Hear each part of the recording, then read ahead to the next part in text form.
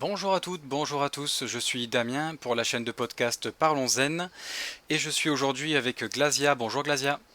Salut! Alors aujourd'hui on va aborder un sujet très intéressant qui fait partie de ton passé et peut-être un peu indirectement de ton présent, je sais pas trop, on en parlera, que sont les coulisses on va dire de l'e-sport et plus précisément la période pendant laquelle tu as été coach d'une équipe semi-professionnelle sur un jeu vidéo en ligne, c'est bien ça?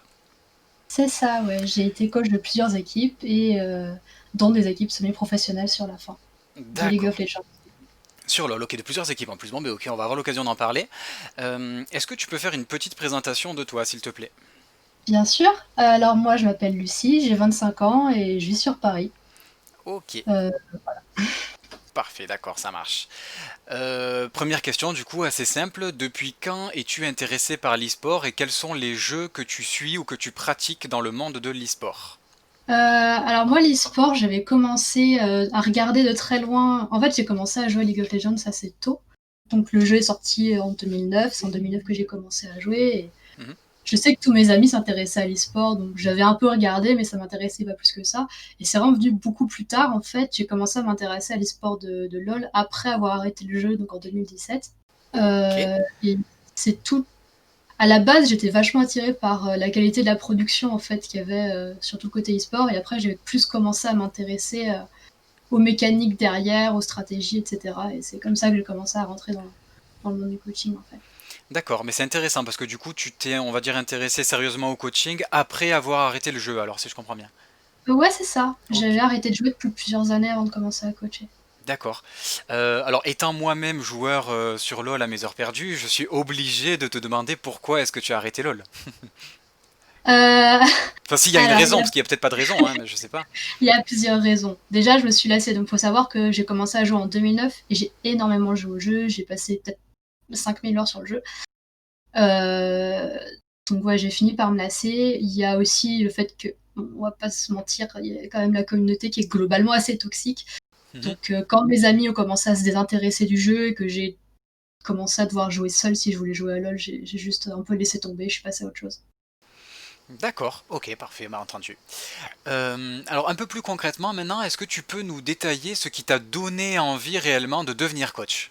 Ouais, alors en fait, donc comme je disais, quand j'ai commencé à m'intéresser à l'e-sport, bon, au début c'était vraiment juste en tant que spectatrice pendant peut-être un an. Et après, en 2018, j'ai commencé à plus sérieusement m'y intéresser. Donc tout ce qui est stratégie, etc., je trouvais ça vraiment passionnant. Mhm.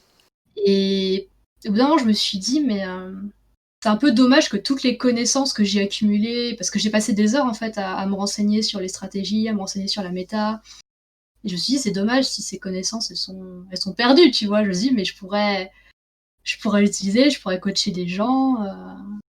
Oui, oui, carrément, oui, bien sûr. Et ça me plaisait, tu vois, comme idée. Mhm.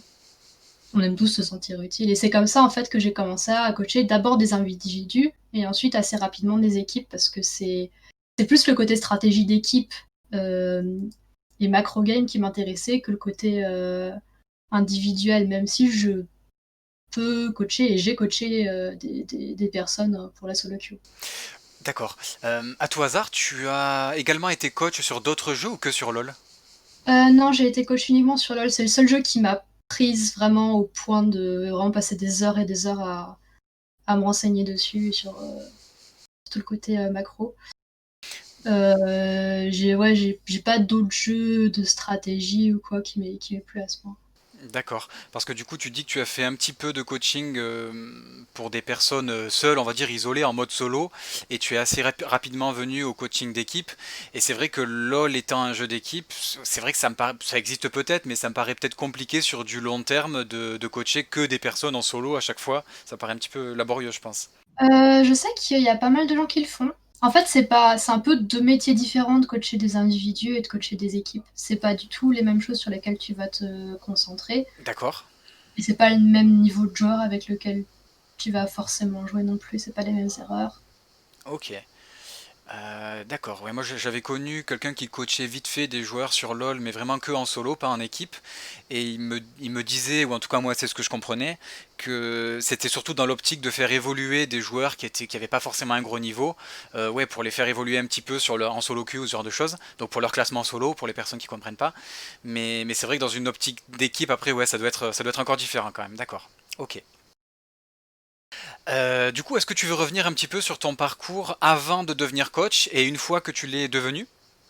Ouais, alors, je suis devenue coach, donc il y a pas mal de sites qui existent ou qui référencient, des coachs et bah, j'ai juste posté un peu mon profil dessus en disant: «Bah, voilà, j'ai tel niveau, et je coach tel niveau». Donc au début, je visais bas parce que je me sentais pas à même de coacher des personnes qui avaient rempli le donc j'étais platine sur LoL. D'accord. À l'époque, c'est top 5% des joueurs pour ceux qui voient pas. Mhm. Donc moi, je proposais de coach des gens qui étaient à un niveau inférieur au mien, silver, gold, bronze. Et ça s'est plutôt bien passé. J'ai eu pas mal de gens qui sont venus, qui m'ont demandé. Parce que bah, il faut savoir que si on cherche un coach sur LoL, il y en a pas mal qui sont payants. Oui. Donc moi, comme moi, j'ai jamais fait payer pour mes prestations, c'est plus facile d'avoir des gens qui viennent, quoi. Mhm. Donc D'accord. j'ai commencé par, ouais, par coacher des personnes d'un niveau environ silver. Mhm. Et c'est plutôt bien passé. C'est assez encourageant parce qu'en fait, c'est un niveau où tu fais beaucoup d'erreurs qui sont assez faciles à repérer et à corriger. Et du coup, assez rapidement, les individus que tu coaches en silver, bah, ils vont en monter, ils vont passer gold, etc. Donc c'est très... Enfin voilà, c'est immédiatement, t'es un peu récompensé pour ton Ouais, c'est travail. un peu valorisant, quoi, si je comprends bien. Voilà, c'est ça, Mhm. exactement. Ouais, ouais, ouais, ouais, bien sûr, oui, ça me paraît normal, oui, carrément. Ok.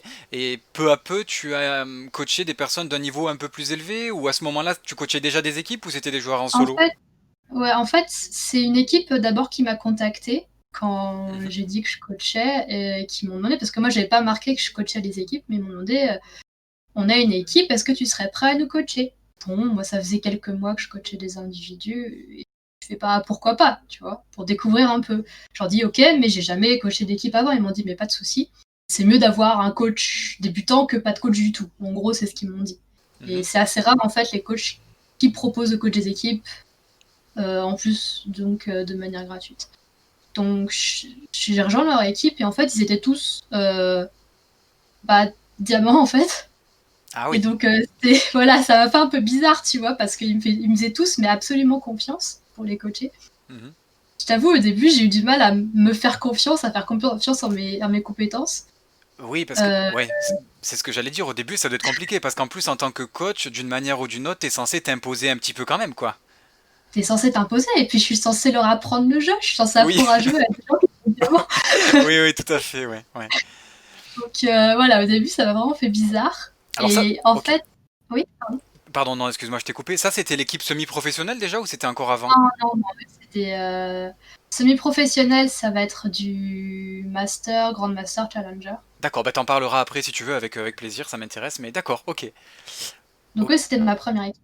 Et mais en fait, au bout de une ou deux, trois parties à les regarder jouer, je me suis rendu compte qu'il y avait, mais enfin, je pouvais voir énormément d'erreurs Mhm, que je pouvais corriger dans la manière dont ils jouaient. Et ça m'a assez rassurée du coup assez vite parce que effectivement, je pouvais voir leurs erreurs.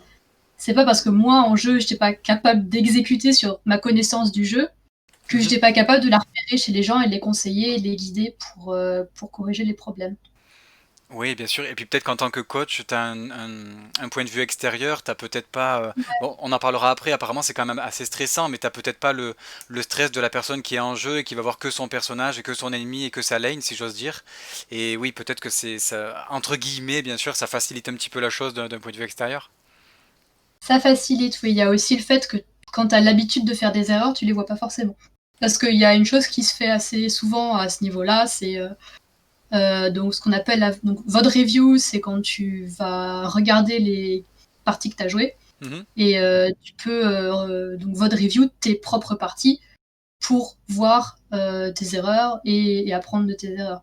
Oui. Mais c'est quand même mieux d'avoir un point de vue extérieur sur la manière dont tu joues. D'accord, oui, oui, tout à fait, je comprends, ouais. Et alors, comment s'est passée cette transition vers une autre équipe? Ou alors, est-ce que c'est la même équipe qui a monté? Comment ça s'est passé après Non. quand tu es monté en niveau? Donc cette équipe-là, elle s'est un peu cassé la figure au bout de quelques semaines. Parce qu'en fait, le problème du jeu en équipe sur LoL, c'est que si tous tes joueurs sont pas d'un niveau égal et ont pas une capacité à apprendre qui est égale, Mhm, ton équipe va forcément se casser la figure au bout d'un moment, ou alors faudra changer des joueurs tout le temps, et c'est pas tenable. Parce que t'as des joueurs qui vont devenir trop bons pour être trop bons pour l'équipe, des joueurs qui vont être trop mauvais pour l'équipe, et ça crée des tensions, parce que du coup, t'as tout le monde qui se rend compte qu'il y a un mec dans l'équipe qui sert à rien, ou alors qu'il y a un mec dans l'équipe qui est beaucoup trop fort et qu'eux, ils servent à rien. mhm. Et voilà, enfin, au bout d'un moment, c'est juste pas viable. Donc, au bout de quelques semaines, il y a eu des problèmes de ce genre-là et l'équipe s'est cassé la figure. Et après, c'est une équipe, donc, on n'est pas encore dans le semi-pro, mais on a des équipes qui font des tournois. Donc, c'est une équipe anglaise qui m'a contactée. Mhm. Donc, qui, eux, ils participaient au tournoi universitaire en Angleterre. C'était Je crois qu'il y a des prix dans le tournoi universitaire anglais, mais seulement quand tu arrives vraiment dans le haut du classement. Eux, ils n'étaient pas dans le haut du classement. Mais ils faisaient quand même des tournois. Il faut savoir que l'équipe que j'avais avant, on n'avait jamais fait de tournoi. On faisait juste des parties à 5 en équipe pour faire des parties à 5 en équipe. Donc là, c'était en fait ma première structure un peu officielle. Il y avait un manager dans la structure pour celle de l'université anglaise. Il y avait un manager, etc. C'était un peu plus officiel et un peu moins juste 5 potes qui jouent ensemble. Qui O- étaient réunis. ok, c'était un peu plus officiel, mais ils avaient un meilleur niveau quand même, ou en termes de niveau, c'était pareil qu'avec les En termes Français? de niveau, c'était à peu près pareil. D'accord, d'accord. Et du coup, en fait, le fait que ça soit officiel, qu'il y a un manager, etc., ça aide parce que ça veut dire que en tant que coach, j'ai pas à aller faire la police pour vérifier que tout le monde vient bien au scrim. Donc les scrims, c'est les parties d'entraînement en fait. Mhm. Donc que tout le monde va bien au scrim à telle heure et que tout le monde sera présent, que tout le monde fait bien ses games en solo pour s'entraîner là en journée, etc. Donc ça, c'est le manager qui s'en occupe. Et ça fait aussi que les joueurs étaient plus impliqués, vu que ils jouaient pour leur université. Et, enfin, ils étaient censés jouer, quoi. Il y avait des gens pour D'accord, s'assurer qu'ils viennent. Et du coup, c'était plus sérieux. Et donc, je suis restée avec eux jusqu'à la fin du tournoi. d'accord. Donc, c'est sur plusieurs semaines. Ça s'est fini donc à la fin de l'été. Et après, en fait, il faut savoir qu'il y a dans ce qu'on appelle l'off-season entre septembre et janvier, il y a genre pas de tournoi en fait sur LoL. Donc on s'est séparés à la fin de l'été, à la fin du tournoi. D'accord. Une petite question qui me vient comme ça à l'esprit. Est-ce que ça se fait régulièrement de changer d'équipe comme ça? Ou est-ce qu'il y a des équipes qui gardent leur coach, enfin qui fidélisent leur coach sur plusieurs mois, plusieurs années, ou pas forcément, ou ça se fait, c'est pas quelque chose de développé? Euh, c'est un des problèmes de la scène semi-professionnelle et en bas en fait. Et Mhm. même, je pense que probablement dans la scène professionnelle aussi ça existe, c'est que le turnover au niveau coaching staff, il est énorme. D'accord. Ça va, ça vient. Ce dont tu te rends compte assez vite, c'est que c'est les équipes justement qui fidélisent un peu leurs coachs et leurs joueurs qui vont avoir le plus de progrès parce que en tant que coach, tu peux faire progresser une équipe qui a des problèmes Mhm. et des problèmes évidents, tu peux la faire progresser très vite. Mhm. Mais au bout de 2 3 semaines, la partie très vite, elle est finie et si tu veux vraiment faire progresser l'équipe pour de vrai au-delà de ça, il faut travailler ensemble sur le long terme. D'accord. Et puis même entre le coach et les joueurs, il y a peut-être des complicités qui font que sur du long terme, en effet, c'est peut-être intéressant de garder les mêmes équipes, les mêmes coachs, comme c'est valable dans d'autres sports d'ailleurs, pour, je sais pas, Oui, pour mieux se connaître, mieux s'entendre, mieux évoluer, je c'est pense. ça, D'accord. exactement. C'est parce qu'au bout d'un moment, tu commences à comprendre tes joueurs, à les connaître, savoir comment ils marchent. C'est beaucoup de psychologie, c'est beaucoup de gestion de ressources humaines, en fait, d'être coach. Oui. Euh, et même, voilà, tu connais la manière dont ils jouent, tu connais un peu leurs forces, leurs faiblesses. Et un gros travail, sur les premières semaines, quand j'arrive dans une équipe, je fais un gros travail pour apprendre à connaître les joueurs et ça me prend des heures. de noter vraiment tout ce que je vois sur eux. Je regarde de leurs games en solo, je regarde leur historique de match, etc. pour voir un peu tout ça. Et ouais, j'avoue que recommencer le travail au bout de quelques mois, c'est un peu triste, quoi. Oui, en effet, parce que du coup, il y a des choses que tu refais à zéro, quoi. Ne serait-ce que refaire connaissance, voir comment ils sont organisés, etc., etc. Oui, si tu Voilà, changes d'équipe. D'accord. Il y a deux petites questions qui me viennent par rapport à tout ce que tu as dit jusqu'ici. Tu parlais tout à l'heure de différences de niveau qu'il peut y avoir entre les joueurs qui peuvent assez facilement se voir lorsqu'il y en a des différences de niveau entre les joueurs. Et du coup, la question suivante, ça m'intéresse de la poser directement à un coach, du coup, enfin une coach. C'est est-ce que selon toi, il y a des rôles dans le jeu sur lesquels ça va moins se voir si tu es mauvais ou tu vois, ou par exemple quelqu'un qui serait pas très bon à son rôle, peu importe le rôle, quelqu'un qui serait pas très bon à ce rôle-là, ben c'est pas grave parce que le rôle serait considéré comme secondaire. Est-ce que en semi-pro ou en pro ça existe ça? non, D'accord. Ouais, non. d'accord. Ok. J'ai eu une équipe où le support était un peu moins bon et l'AD carry était très très bon. D'accord. Et ça équilibre à peu près parce que l'AD carry, il savait gérer sa ligne en 1v2, mais s'il y avait juste eu le support qui avait été moins bon, ça aurait été problématique. D'accord. Et voilà, et pareil pour l'AD carry. L'AD carry, je dirais que ça dépend des méta. Mhm. Tu vas avoir des méta où ils sont un peu moins importants, mais tu as toujours le risque. En fait, il faut savoir que quand tu joues contre une équipe, en fait, il y a un des rôles du coach ou si tu as une structure plus développée des analystes, ça va être de faire du repérage et de voir un peu le style de jeu des joueurs de l'équipe que tu vas affronter dans le tournoi. Mhm. Euh, Voir lesquels sont forts, lesquels sont faibles. Et en fait, si tu as un joueur qui est moins bon que les autres, quel que soit son rôle, l'équipe en face, elle le saura, elle va potentiellement essayer de le focus. D'accord. Oui, parce que comme, bah oui, je te pose la question, c'est un peu bête, mais je la pose quand même. Je suppose que comme dans tous les sports, quand tu sais que tu vas affronter telle équipe en face, t'essayes, et c'est peut-être ton rôle d'ailleurs, tu vas me le dire, t'essayes de te renseigner un peu sur l'équipe, de voir des précédentes parties qu'ils ont pu faire, des précédents tournois, pour essayer de voir un peu où sont les failles, quoi. Ouais, c'est ça. Donc ça va être soit, s'il y a un seul coach dans l'équipe, ça va être le rôle du coach. Et comme je disais, si la structure est un peu plus grande et que tu as plus de personnes qui travaillent dans la partie un peu management coaching, ça va être le rôle d'un analyste. Ou des fois, j'ai eu D'accord. des managers qui le faisaient. Ouais. Ok. La deuxième petite question que j'avais pour revenir un peu en arrière, elle est un peu en lien avec ça. Tu disais que l'équipe que tu avais, enfin la deuxième équipe, si j'ai bien compris, que tu avais entraîné là, c'était des joueurs anglais, c'est bien ça?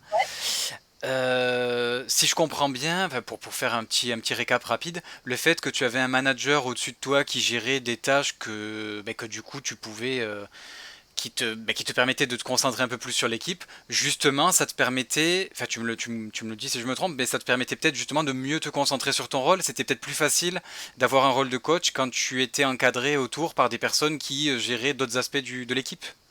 Ouais, c'était beaucoup plus facile. Surtout que le manager, il connaissait les joueurs et du coup, Ah oui, il avait leur numéro de téléphone. Enfin, il pouvait les appeler s'ils se pointaient pas aux entraînements.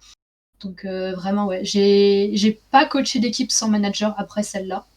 d'accord. Et je pense pas que je recoacherai d'équipe qui n'a pas de manager parce que c'est vraiment super important comme boulot. Ok. Et parce que c'est-à-dire, tu as entraîné encore d'autres équipes ensuite alors suite à celle-là? Ouais.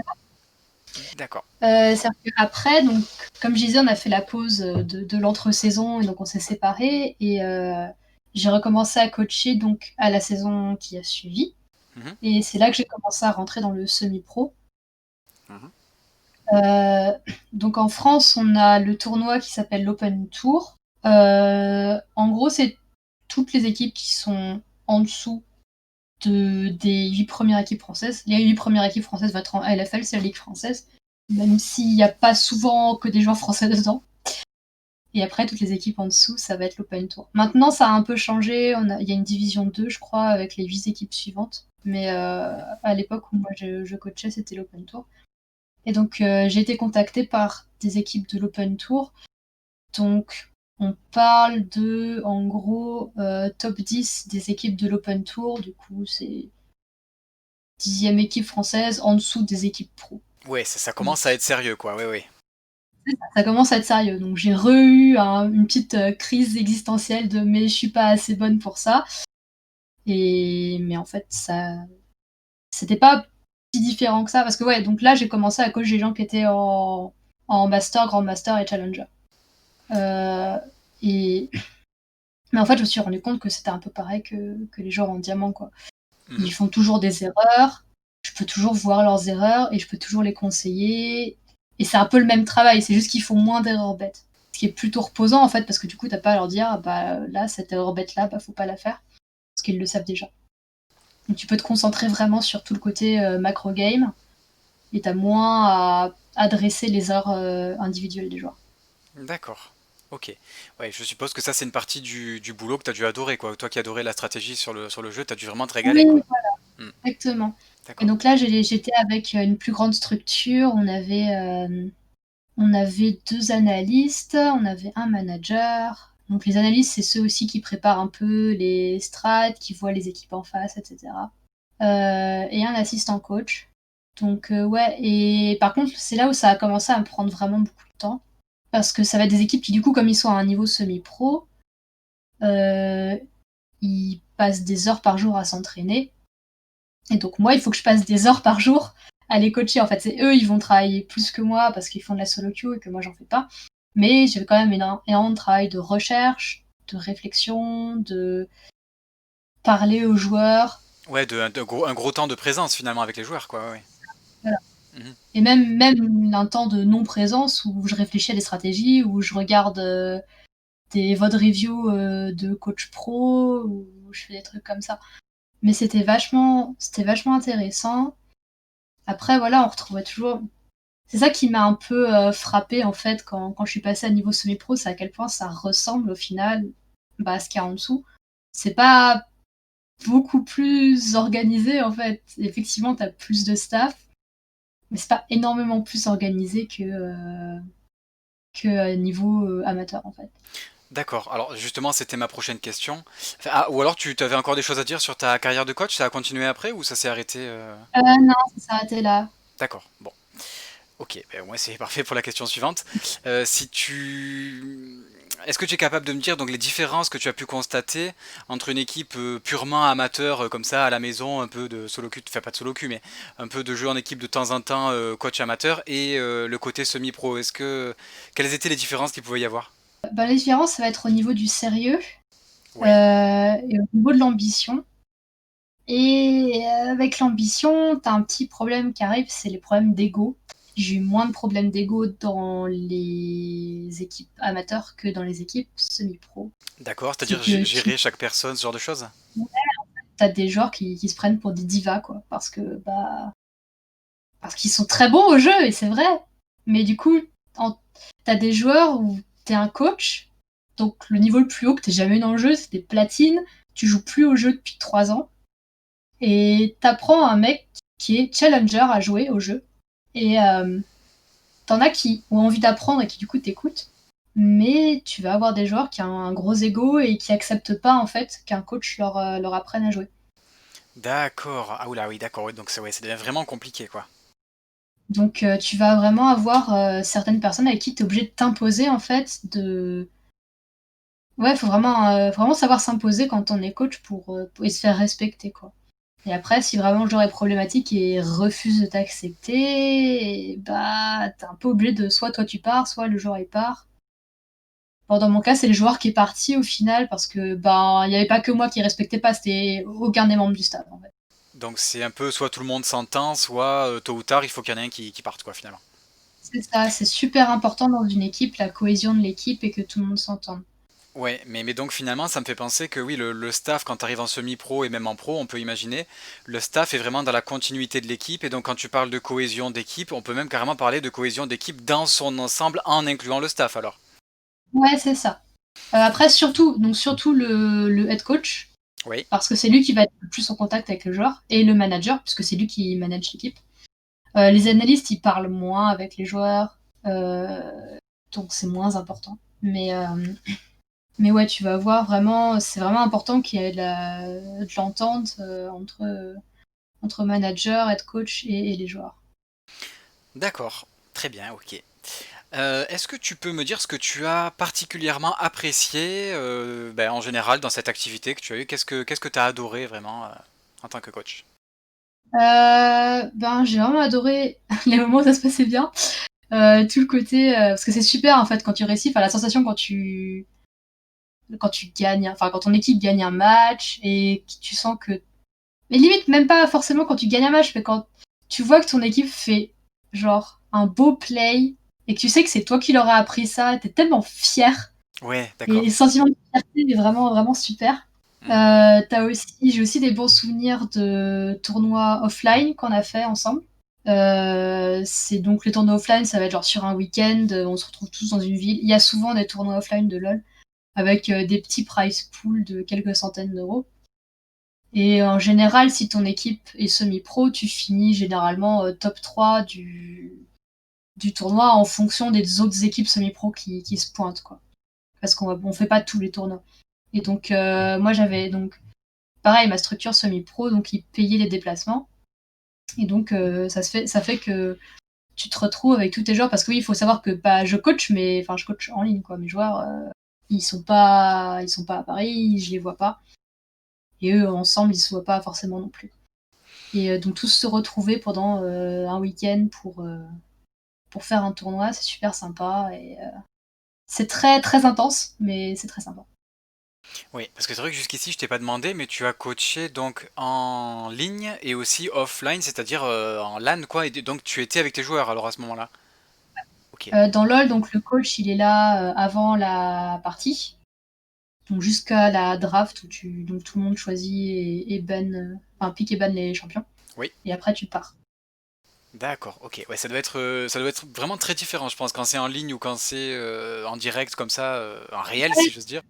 C'est plus réel en fait. C'est parce que quand c'est en ligne, bah t'es juste en train de spectate une partie normale de LoL, Hmm. c'est tout. Oui, oui, finalement, oui, bien Alors que sûr. là, quand t'es sur le site et tout, et que t'as l'ambiance, c'est vraiment quelque chose d'autre. D'accord. Question suivante, qu'est-ce que tu as moins aimé dans cette activité? Quels sont les mauvais souvenirs que tu peux avoir? Donc j'en ai un peu parlé tout à l'heure, les problèmes d'ego des joueurs. Euh, un gros problème euh, et une des raisons principales. Il y a deux raisons principales pour lesquelles j'ai arrêté de coach. Donc c'est le fait que ça me prenait énormément de temps, donc comme je disais plusieurs heures par jour. Il faut savoir que moi je travaille à plein temps, euh, donc consacrer plusieurs heures par jour au coaching, ça veut dire que j'ai pas de vie sociale en gros. Et la deuxième raison pour laquelle j'ai arrêté, c'est que la moyenne d'âge des joueurs que tu coaches, ça va être peut-être 18 ans.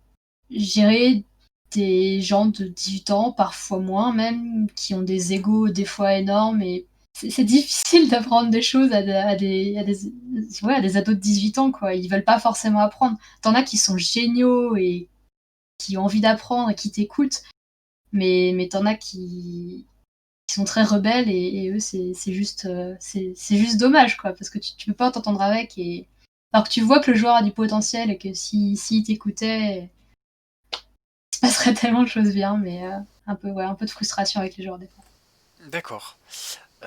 Ouais, c'est assez impressionnant, c'est une moyenne d'âge vraiment jeune, en fait, je m'attendais pas du tout à ce que tu dises ça. J'ai coaché des joueurs qui avaient 14 ans, quoi. D'accord, mais alors, est-ce que tu sais dire pourquoi ils les prennent aussi jeunes, tout simplement?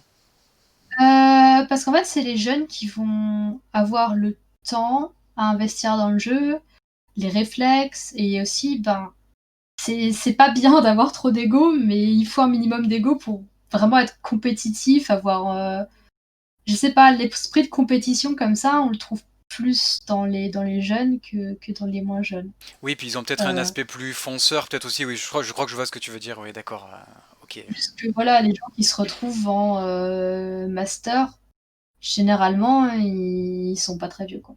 Pas, on comprend volontairement ceux qui sont jeunes, c'est juste que c'est comme ça. Et ceux qui sont plus vieux, ben, des fois, ils sont déjà pros ou alors ils en ont déjà eu marre. Mhm. Parce que être joueur, enfin, être coach au niveau semi-pro, ça prend du temps et d'énergie, mais alors être joueur, ça en prend encore plus, quoi.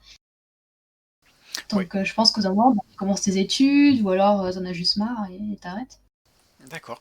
Est-ce que tu saurais dire si la moyenne d'âge des coachs est un peu plus élevée peut-être que celle des joueurs? Ouais, clairement. D'accord, ouais, J'ai travaillé avec des coachs, il y en avait qui avaient, même genre, 35 ans. d'accord.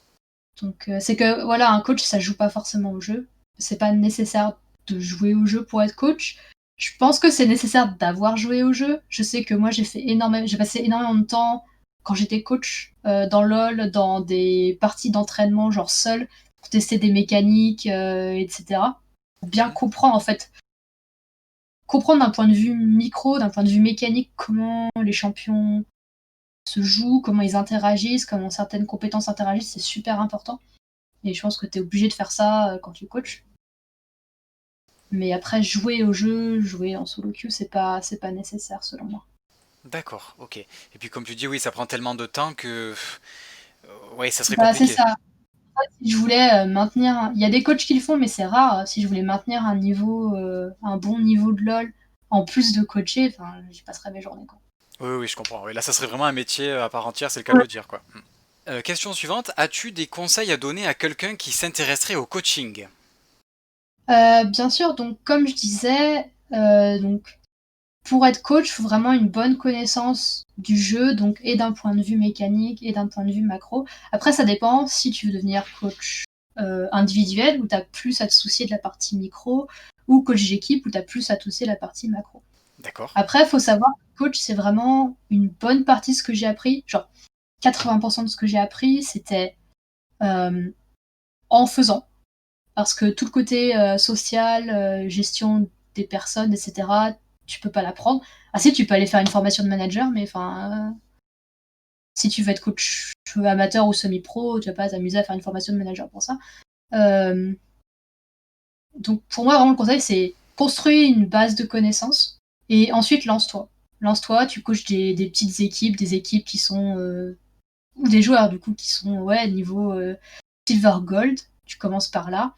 Et en fait, tu vas commencer à avoir de l'expérience. Et avec l'expérience, tu gagnes aussi de la confiance.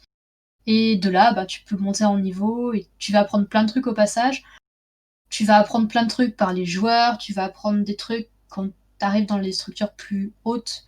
Tu vas apprendre des trucs via les autres, enfin le reste du coaching staff. Et voilà, mais c'est vraiment la majorité de ce que tu apprends, tu l'apprends en pratiquant. Donc faut pas te bloquer et emmagasiner des connaissances pendant 6 mois avant de devenir coach, surtout que la méta change rapidement et tes connaissances que tu as gagnées pendant 6 mois, elles pourront devenir obsolètes en partie. Faut vraiment te lancer, tu commences bas, il faut pas paniquer si tes joueurs ils progressent pas. Faut pas paniquer si tes équipes elles disbandent au bout d'une semaine, c'est des choses qui arrivent. Mhm. Vraiment juste te concentrer sur toi, faut pas trop t'accrocher à une équipe parce que bah, à moins que tu sois vraiment à haut niveau, elles sont vouées à de toute façon disbandent au bout d'un moment et foncent. D'accord, ok, intéressant. Oui, ça paraît logique, ouais, de commencer bas et peu à peu de prendre confiance, de se faire un peu un CV finalement, de se faire un nom, quoi. Ça. Il y a beaucoup de demandes de coach en Gold Silver ou il n'y a pas tant d'équipes que ça? Il n'y a pas tant d'équipes que ça. Ce que tu peux avoir à faire, c'est que des fois, il y a donc, sur des sites où tu y référencies des coachs et des joueurs, où tu peux dire je cherche des joueurs pour mon équipe, etc. En fait, tu peux te pointer, tu regardes, tu as une équipe qui demande des joueurs et tu peux leur dire ouais, chez vous, cherchez des joueurs, moi je suis coach et j'aimerais bien essayer de coacher votre équipe. Et il y a quand même peu de chances qu'ils refusent. Mhm. Il y a aussi peu de chances qu'ils aient déjà un coach si c'est une équipe gold ou platine. Donc en fait, tu fais ça, quoi, tout D'accord, simplement. ok, parfait. Est-ce que tu as quelque chose à ajouter pour conclure? Non, je pense que j'ai fait le tour. Très bien. Eh bien écoute, c'était très enrichissant. Un grand merci à toi, Glasia, pour cette interview. Merci de m'avoir posé toutes ces questions. Et puis, bonne continuation. Alors du coup, merci beaucoup. Merci, au revoir. Au revoir.